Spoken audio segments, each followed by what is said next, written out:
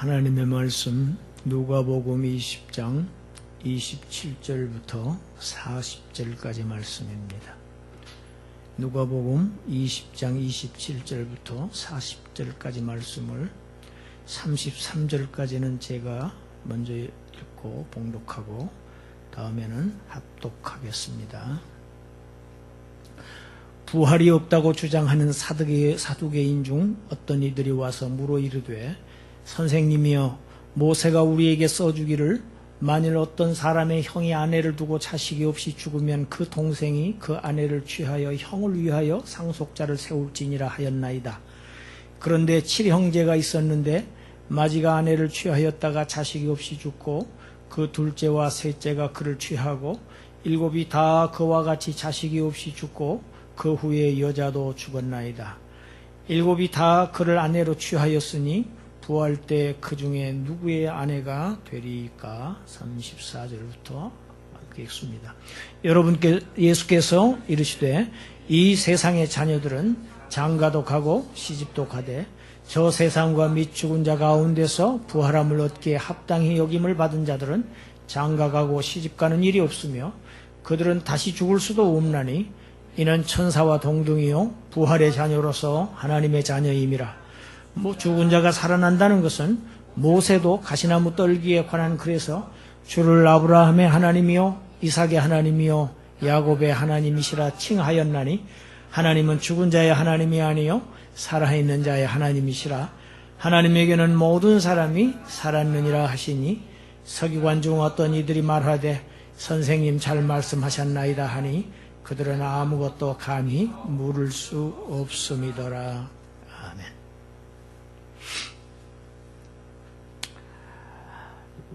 살아있는 자의 하나님.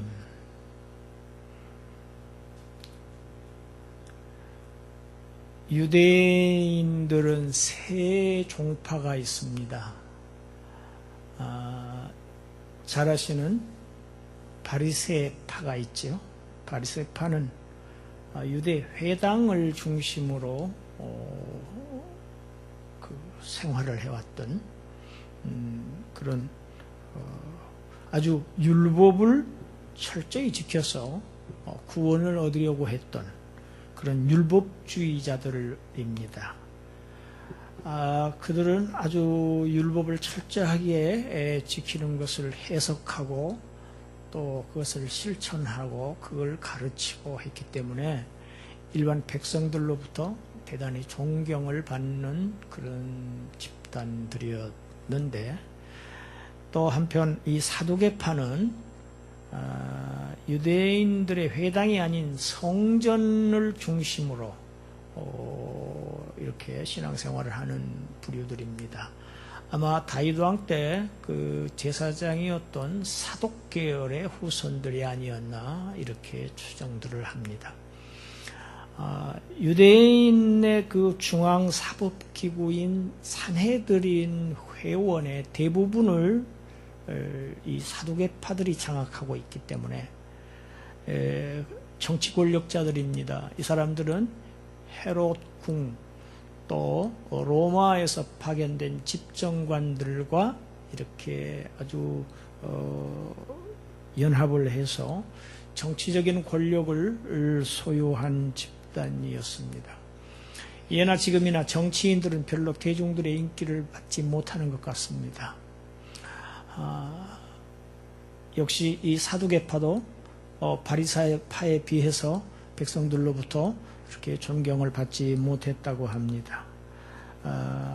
성전 중심의 실권은 쥐고 있었지만 이들은 이상하게도 미래의 부활이라든지 천사와 같은 그런 영적인 존재의 실존에 대해서도 전혀 믿지 않았습니다.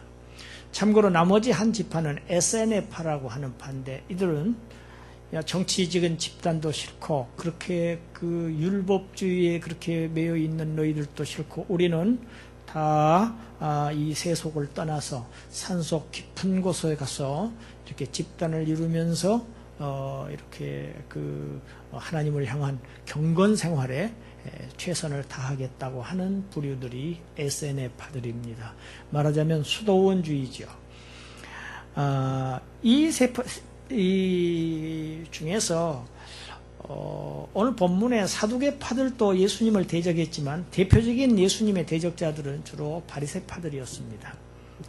오늘 본문은 사두개인들, 우리가 바리새인들이 예수님을 공격하는 장면은 수없이 성경에서 많이 보았는데 사두개인들은 조금 작지요. 오늘 경우가 대표적인 경우입니다. 이 유대의 사두개파들은 오직 토라만 인정합니다. 그러니까 토라는 모세오경을 의미합니다. 모세의 글만 인정을 합니다. 다른 선지자들은 인정하지 않습니다. 그들은 모세가 부활을 가르치지 않았기 때문에 부활이 없다고 주장하는 사람들입니다. 오늘 본문에 나온 것처럼 유대 사회에 관습이 있었지요. 그 관습은 남편이 자식이 없어 죽었을 경우에 죽은 남편의 이름으로 그 자손을 잇게 하기 위해서 시동생과 이렇게 재혼하도록 한 것이 모세의 법입니다. 이 내용은 신명기서에 기록되어 있습니다. 우리 신명기 25장 5절 6절을 같이 한번 읽어보겠습니다. 형제들이 함께 사는데 그중 하나가 죽고 아들이 없거든 그 죽은 자의 아내는 나가서 타인에게 시집가지 말 것이요 그의 남편의 형제가 그에게로 들어가서 그를 맞이하여 아내로 삼아 그의 남편의 형제된 의무를 그에게 다 행할 것이요 그 여인이 낳은 첫 아들이 그 죽은 형제의 이름을 잊게 하여 그 이름이 이스라엘 중에서 끊어지지 않게 할 것이니라. 그러니까 모세의 법입니다. 지금 이 법을 잘 알고 있는 사두개인들이 지금 예수님에게 이걸 근거로 해서 지금 질문을 하는 겁니다. 7 형제가 다 죽었는데 부활 때 과연 이 여자는 누구의 아내가 되겠는가? 아주 극단적인 가설이죠. 이것은 목적이 있습니다. 예수님께서 가르치신 부활의 진리를 송두리째 무너뜨리려고 하는 아주 악한 목적을 가진 공격입니다. 악한 세력들도 성경을 가지고 대적합니다. 성경을 근거로 대적해요. 그러니까 성경을 우리가 정말 깊이 잘 알지 아니하면 여지없이 악한 세력에게 당할 수밖에 없게 되어 있습니다. 이것은 에덴 동산에서부터 그래왔던 것입니다. 말씀을 변개합니다. 말씀을 고칩니다. 빼거나 더합니다. 거기에 인간의 사상을 집어넣습니다. 이것이 악한 세력들이 하나님의 백성들을 공격하는 모습입니다. 지금 심지어 하나님의 메시아를 지금 공격하고 있죠. 예수님께서 대답하십니다. 35절 36절이지요. 내세에 하나님의 자녀들은 시집가고 장가가는 일이 없다. 2가지가 없는 것을 말씀하십니다. 내세에 2가지가 없는 것. 첫째 하나는 하나님의 자녀들은 시집 장가를 가지 않는다. 결혼 제도가 없습니다. 둘째로는 없는 것은 그들은 죽을 수가 없다는 것입니다. 하나님의 자녀들은 죽을 수가 없어요. 왜? 천사들과 동등한 존재들이기 때문에. 그들은 부활의 자녀이기 때문에, 하나님의 자녀이기 때문에 죽을 수도 없다고 말씀하십니다. 흔히 부부들 간에 가끔 이런 이야기들을 하는 걸 듣습니다. 당신 다음 세상에서도 나와 같이 살 거야? 이렇게 물으면 대부분의 남편들은 그럼 내가 당신하고 살지 누구하고 살겠어? 대개 남편들은 다 그렇게 대답한다고 합니다. 그런데 대부분의 아내들은 내가 미쳤어? 당신과 또 살게? 내가 다음 세상에서는 당신보다 더 나은 남자와 살 거야. 대개 여자분들은 그런데요. 그래서 괜히 티격태격하고 한다는 얘기를 듣습니다. 내세에는 시집 장가가는 일이 없습니다. 그러니까 무조건 당신과 함께 살겠다고 해도 괜찮습니다. 그것이 가정의 평화를 위해서 좋습니다. 37절, 38절에 하는 우리 예수님께서 다시 말씀을 이어가십니다. 말씀을 이어가시면서 이제는 그들의 부활에 없다는 주장을 반박하시는데, 그들이 부활이 없음을 주장한 근거로 모세가 부활을 가르치지 않았다고 하는 것을 오히려 역이용해서 모세가 기록한 토라, 모세 5경 중에서 특히 출애굽기를 인용해서 말씀하십니다.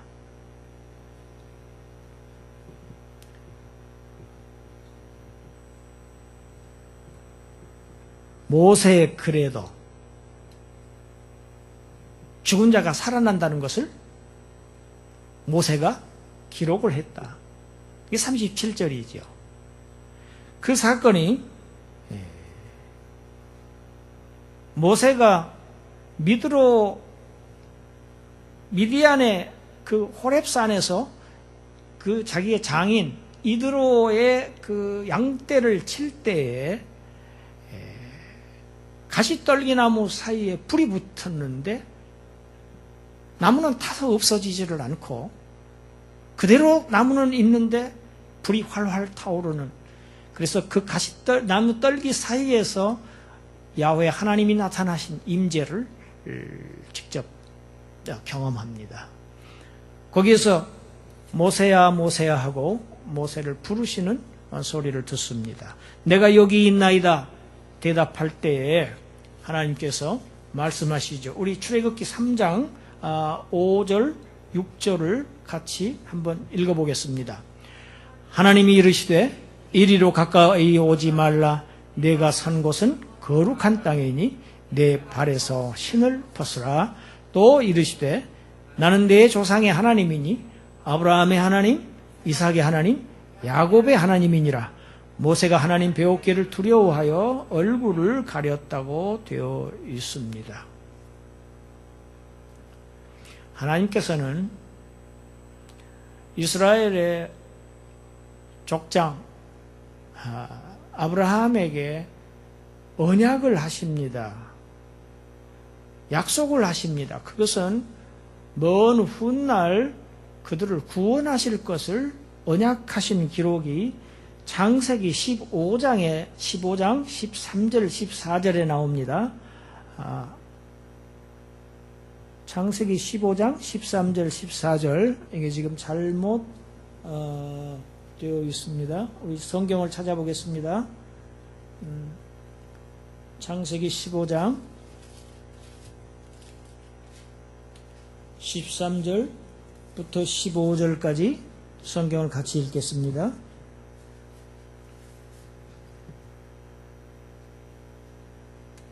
함께 읽습니다. 여호와께서 아브라함에게 이르시되 너는 반드시 알라. 내 자손이 이방에서 객이 되어 그들을 섬기겠고 그들은 400년 동안 내 자손을 괴롭히리니 그들이 섬기는 나라를 내가 징벌할지며 그 후에 내 자손이 큰 재물을 이끌고 나오리라. 너는 장수하다가 평안히 조상에게로 돌아가 장사될 것이다. 이렇게 말씀합니다. 하나님께서 아브라함에게 400년 동안 아브라함의 후손들이 바로의 그 학대를 받게 될 것을, 압제 속에서 살게 될 것을 말씀하시고 400년 후에 그러나 하나님께서 그들을 구원해 내실 것을 약속하신 내용입니다. 그래서 여호와 그러면, 야훼 그러면은 약속하신 하나님을 뜻할 때 부르는 이름입니다. 하나님의 이름이 여러 가지지요. 여호와, 야훼라고 하는 뜻은 그 안에 언약이라는 개념이 전제되어 있는 하나님의 호칭입니다. 이스라엘 백성에게는 아브라함에게 하나님께서 언약하셨습니다.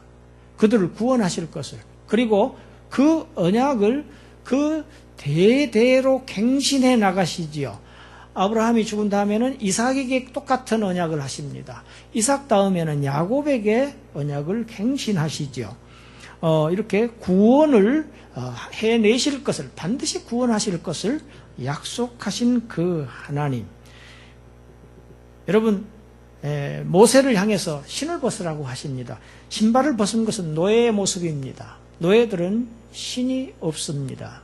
맨발이었습니다. 종의 모습입니다. 이제 여호와께서 그의 조상 아브라함에게, 이삭에게, 야곱에게 그들을 구출하실 그 언약을 이제 지켜셔서 아브라함의 자손들을 이제 바로의 손에서 구원해 내시기 위해서 모세를 하나님의 종으로, 하나님의 노예로 이제는 사용하실 것을 지금 가시떨기나무 사이에서 그를 불러서 말씀하신 내용입니다. 여기에서 아주 중요한 것은 모세를 부르시기 전에 이미 이스라엘 족장들이 다 죽었지요. 그런데 하나님은 여기에서 나는 아브라함의 하나님이다. 영어로 I am the God of Abraham. am이라고 하는 현재사를 쓰고 있다는 겁니다. 나는 지금 아브라함의 하나님이고, 나는 지금 이삭의 하나님이고, 나는 지금 야곱의 하나님이라고 말씀하십니다. 지금 모세를 부르실 이 시점에서는 500여 년 전에 이미 아브라함은 죽었던 사람입니다. 먼 과거의 일입니다. 그럼에도 불구하고 하나님께서는 지금 나는 아브라함의 하나님이다, 이삭의 하나님이다, 야곱의 하나님이라고 현재형으로 말씀하고 계신 것입니다. 이 점을 근거로 해서 우리 주님께서 지금 38절에 하나님은 죽은 자의 하나님이 아니요 살아있는 자의 하나님이시라. 하나님에게는 모든 사람이 살았느니라. 이렇게 우리 주님께서 해석하신 것입니다. 모세를 부르기 전 500여 년 전에 아브라함은 죽었지만, 그러나 아브라함은 지금 하나님 앞에서 살아있다는 얘기입니다. 이삭도 이미 죽었지만 하나님 앞에서는 살아있고, 야곱도 이미 죽었지만은 하나님 앞에서 살아있다는 얘기입니다. 무슨 말씀입니까? 하나님으로부터 약속을 받은 언약의 후손들은 다 현재, 육체는 비록 죽었지만은 그들의 영혼들은 다 하나님 앞에서 살아있다는 사실입니다. 왜 그렇습니까? 하나님의 나라를 약속받은 그러한 언약의 후손들은 죽을 수가 없기 때문입니다. 죽을 수가 없다고 했습니다. 그들은 부활의 자녀이기 때문입니다. 이들에게 부활은 반드시 일어날 수밖에 없는 필연입니다. 죽을 때에 영혼과 육체가 분리되어서 육체는 비록 땅에 묻힐지라도 그들의 영혼은 하나님 앞에 올라가 살아있기 때문에 주님 오시는 날 몸도 반드시 산다는 것이 약속의 말씀입니다. 영혼이 하나님 앞에 가서 살아있기 때문에 몸은 반드시 살아날 수밖에 없다는 것입니다. 이것을 사도 바울도 고린도전서 15장에서 누누이 15장 한 장 전체에서 부활을 얘기합니다. 15장 50절부터 53절까지를 우리가 함께 읽겠습니다.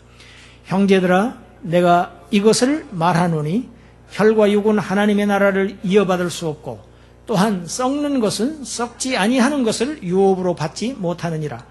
보라, 내가 너희에게 비밀을 말하노니 우리가 다 잠잘 것이 아니요 마지막 나팔에 순식간에 홀연히 다 변화되리니 나팔 소리가 나매 죽은 자들이 썩지 아니할 것으로 다시 살아나고 우리도 변화되리라.